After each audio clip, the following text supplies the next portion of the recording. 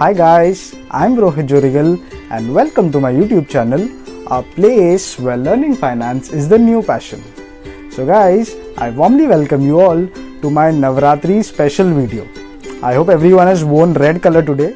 Now today's topic is why do we invest? Like why are we supposed to invest? Why can't just we keep all our money in the bank account? So let us understand that in today's video. So today's video we are going to cover three main topics. Number one, that why many people do not invest and all of the money is in their bank account. They want to save, play safe. And number two is like if I want to invest, what should be my goals? What are the objectives behind my investment?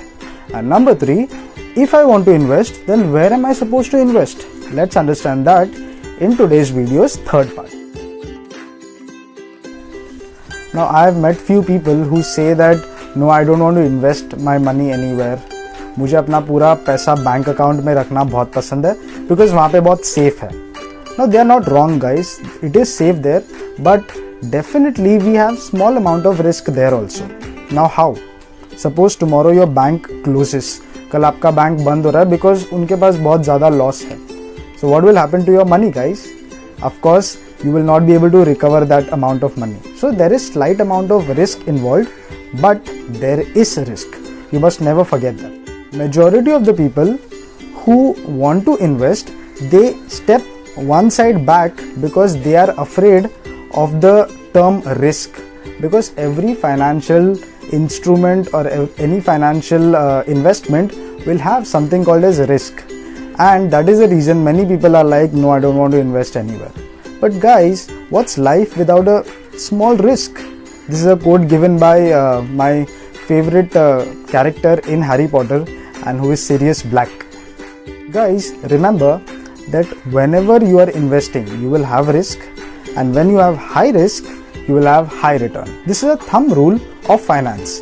You have high risk, you have high return, and you have low risk, you are eligible for a lower return. There is one more question in people's mind, that अगर मैंने अपना पैसा invest भी करने के लिए ready हो गया हूँ, then what is the guarantee that मेरे साथ fraud नहीं होगा? Correct?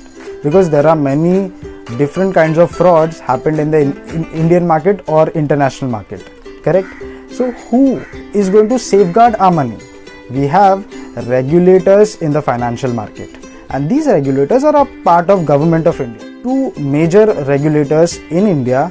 One is the RBI, which is the Reserve Bank of India, and the second one is SEBI, which is Securities and Exchanges Board of India.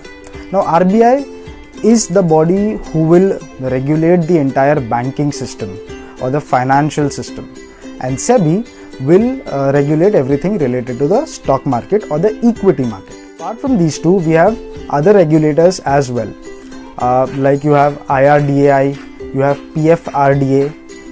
Who are these?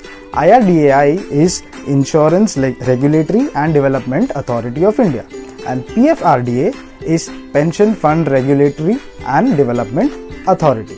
Now these two, as you can understand by their name, IRDAI is for the insurance sector and PFRDA is for the pension fund sector.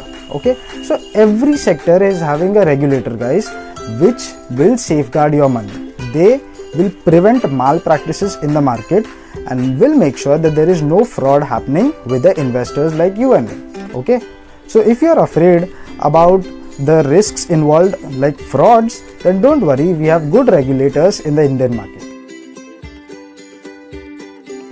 Now before investing, make sure that your objectives are very clear, because any investment without proper objectives will not be considered a good investment.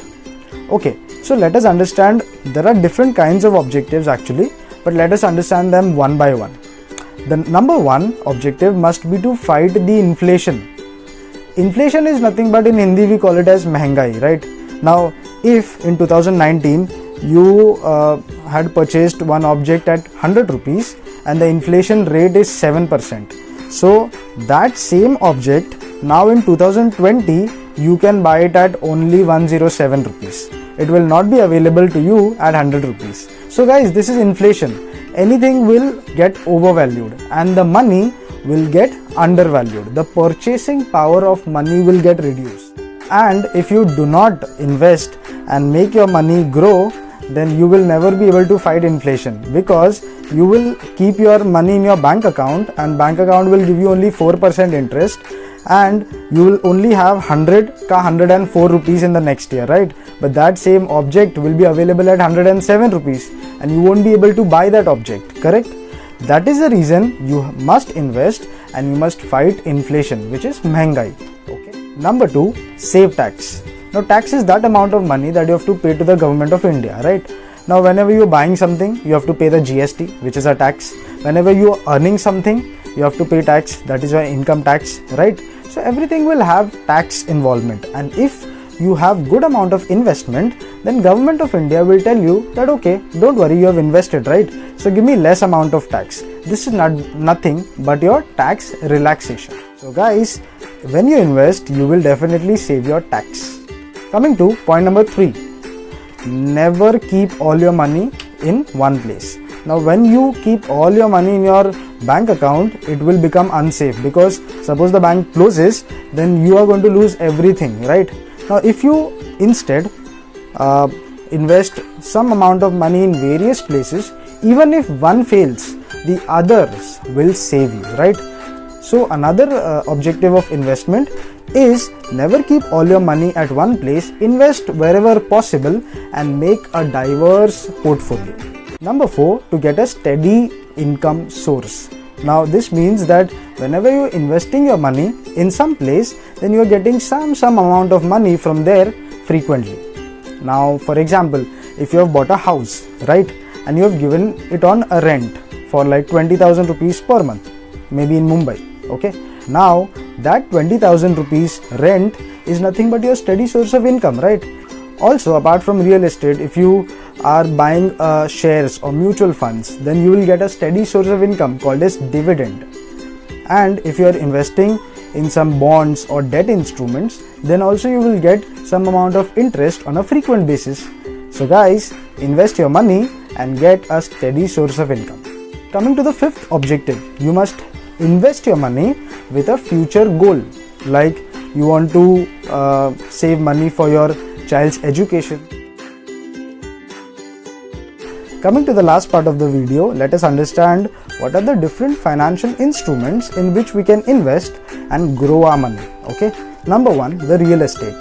Now real estate is nothing but buying some plot or buying some house or anything and then giving it for rent. Now in this way, you can get 2 types of returns. Number 1, appreciation of the asset, and number 2, your rental income. Now what is appreciation of the asset? Suppose today you have bought a house of like 50 lakh rupees, then maybe after 1 year or 2 years, it will definitely become 70 or 80 lakh rupees, right? So this is nothing but your appreciation of asset. The second good type of investment is your stocks, right? The equity market or the equities.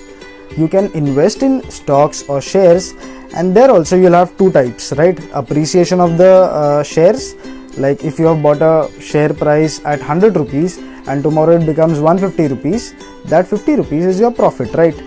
Also, many companies give dividends to their shareholders. So if you have bought a company's shares, then you will also get a dividend on that share. Third one, the bonds. It can be either government bonds or corporate bonds. Let us understand what is a bond. A bond is nothing but a debt instrument. Debt means someone is taking a loan from you. Now if you are investing a bond, that means you are giving your money to someone on a loan. Now if you have given some amount of money on loan, you will definitely get some amount of interest, right? Bonds will also give you a certain amount of interest, and at the maturity of the bond, you will get your entire money back. Coming to the next one, mutual funds. Mutual funds are generally opted by people who are not very expert in buying which stock and selling at what price, buying at what price. They are not very experts. So they will give their money to the mutual fund house. Like if I'm investing in a mutual fund, I will invest some amount of money and I will give it to the mutual fund house. Now mutual fund house will appoint a fund manager who is a very good expert in buying a stock, at what price to buy, what price to sell, where to buy, where to sell. That fund manager will take your money and invest in whatever stocks he feel will be appreciated. And when your share price will increase, he will get the returns and he will distribute that profits with the mutual fund investors. Now next one is your ULIP. ULIP is Unit Linked Insurance Plan. Now if you want to take an insurance policy as well as you want to invest your money in a good manner, then you can get ULIPs into your portfolio, because ULIPs will insure your life as well as it will give you some amount of returns. To the next one, which is PPF. PPF is Public Provident Fund. Public Provident Fund is developed by the Government of India to safeguard public's money. You will get a good amount of interest in PPF, but your money will be locked for 15 years. Next one is your NPS, which is National Pension System. The objective of NPS will be to give you good amount of money at your retirement stage. So what is the goal of NPS? Retirement, correct? Every year you will have to pay some amount of your money into your NPS, and at your retirement age you will get a lump sum amount of money back, as well as your pension will start depending upon how much of your money is left in your NPS. If you have not invested in NPS till now, then please consider it, because I personally feel that it is a very good financial instrument in which you can invest your money and safeguard for your retirement age. Coming to the last one, fixed deposits or the recurring deposits, which your bank offers you, right? Now these will give you good amount of returns like 7%, but also they will lock in your money for a certain period of time. So before investing anywhere, you have to clearly define your goal, your objective, as well as you have to clearly read all the terms and conditions. Okay guys, after this video I want you all to go back and think upon where shall I start investing my money.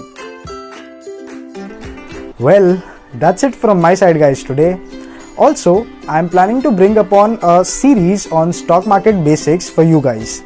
For that, stay tuned to this channel and keep watching. And if you really liked my content, then give me a thumbs up and subscribe to my channel. Until then, happy Navratri, take care and bye bye.